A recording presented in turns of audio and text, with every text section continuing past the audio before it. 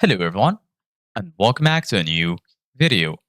In this video, I'm going to show you guys how you can remove OneDrive from quick access.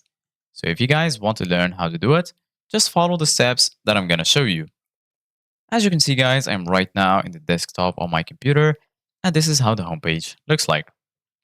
So basically guys, right now, first of all, in order to unpin or remove OneDrive from your quick access, you need to open the file explorer.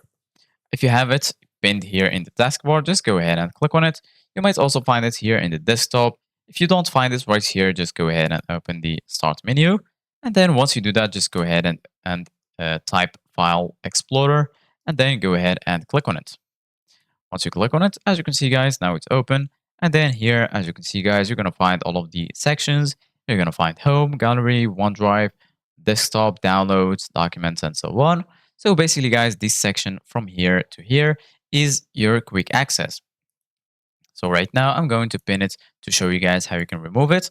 So basically guys, if you have it right here in the quick access, you're going to find this icon right here, right next to it. This means it's pinned. So right now, go ahead and click on it and then give it a right click. Once you do that right here, you're going to find all of these options right here.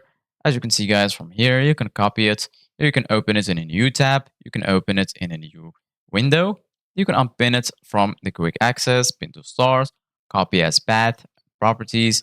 Here, you can open it in the terminal. Right here, as you can see guys, you're going to find the WinRAR options. Here you can show more options, as you can see guys right here. So basically guys, right now to remove it, it's pretty easy. Just click on unpin from quick access. And as you can see guys, now it's removed from your quick access.